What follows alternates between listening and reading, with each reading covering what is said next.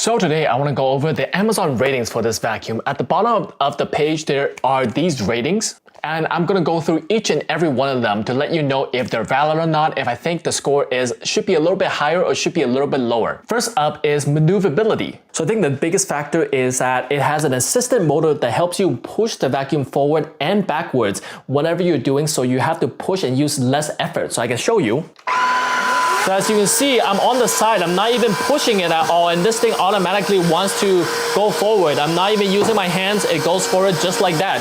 In terms of like swiveling, you can very easily, as you can see, go whichever nook and cranny. I think the big factor is the design of this vacuum, because a lot of the weight is not structured here. It is all down here, so it really feels light in the hand, so you can really swivel it one way or another and really do whatever you need. And because of the wheels, because the assistant motor, it really feels like a really nice experience. So yeah, it is currently rated at 4.7. I would have to bump that up to a 4.8. This is one of the best experience I've had with like a vacuum, mop, any situation.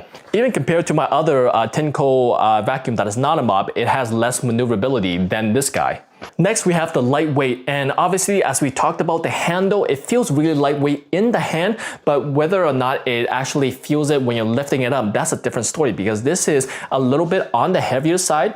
As you can see, or maybe you can't see, I can see this is a 5.1 kilograms. So this is not, this is not a lightweight necessarily. Compare this to my kind of other Tineco vacuum.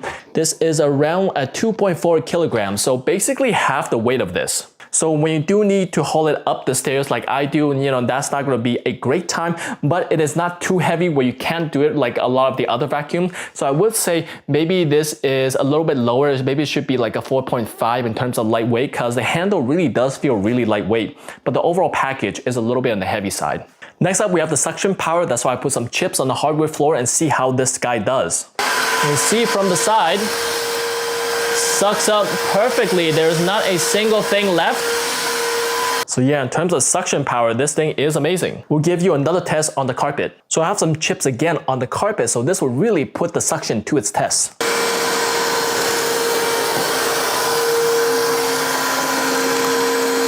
So I left a little piece right here. I had to go 2 passes, but these 2 pieces, considering how many pieces there were there, that is still quite impressive. So at first I was going to give this a higher score for the suction power, but I think the 4.3 is kind of justified considering it did so well on the hardwood floor, but it did leave a little bit of pieces on the carpet. But then again, this is not meant to use on the carpet. So for hardwood floors, I put some canned peaches, some grape juice, and some kefir on the floor to kind of show you the power it has on hardwood floor. And I gotta say, you seeing all these results, these are really quite impressive. They're not leaving any streaks, they're not leaving any particles, not leaving any liquids of any kind. So for hardwood floors, even though it is a 4.3, I gotta bump that up to a 4.5, because it is quite impressive how it kind of gets literally everything on hardwood floors. The only thing that it can improve upon is that if it leaves the hardwood floor a little bit drier, that will absolutely bump this up to a 5. But this is still really good for this price range. So for the deep clean section, I have some, this is kefir that's been dried for quite a while. Same with the grape juice right here. As you can see, I can barely smudge it. A lot of the liquid has been evaporated, so these are gonna be a little bit tougher than your regular spills. Okay, let's see how this does.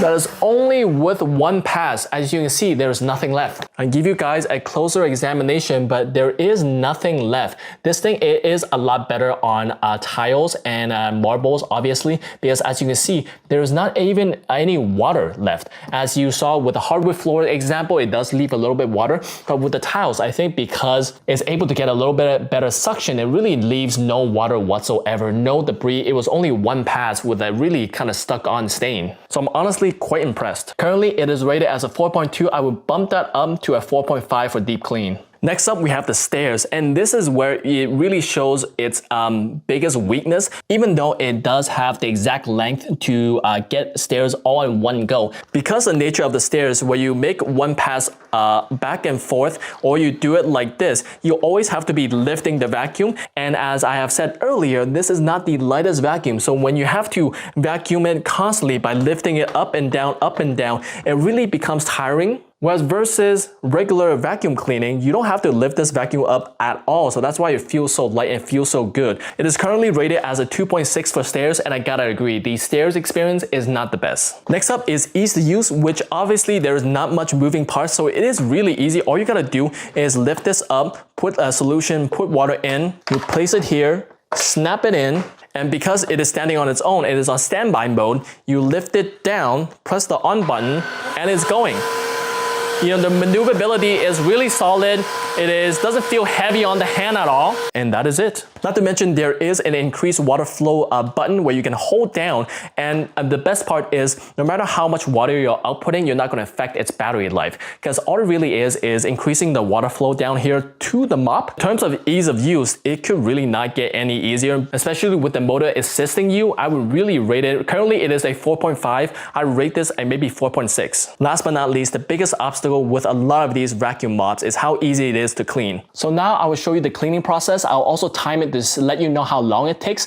Keep notice of the water because it uses quite a bit of water to clean itself. First off, you have to have it on the dock. It has to be plugged in, and you hold the power button for 3 seconds to initiate the cleaning process. As you notice, this is the first round. It does 2 rounds of water to really clean this brush. So it took around 2 minutes or so. As you can see, the water is almost at the max feature. I do regularly let the water accumulate over max, so it's not really an issue, but I guess you're sticking to the guideline. You should empty it right now. But as you can see, the water did rise pretty significantly after 1 cycle, so you do have to keep in mind. I can take a look. I can open this inside. Pop this bad boy open. As you can see, nothing really on here. There's no stains, no debris, no nothing. So it did really good job at cleaning the heads. Also, their inside here, it also looks pretty clean.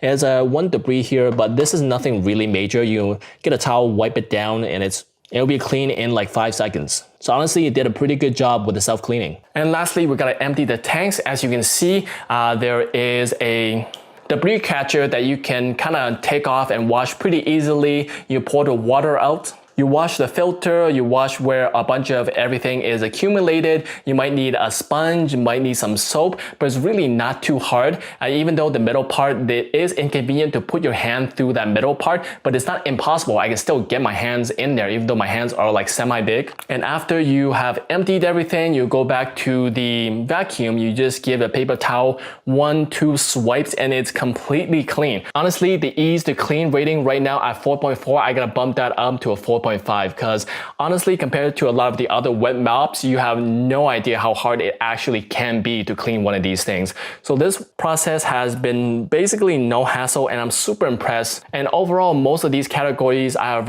rated either true or the rating should be a little bit higher. So honestly, I'm super satisfied with this product, and if you guys really need a vacuum or mop, this is the one to get.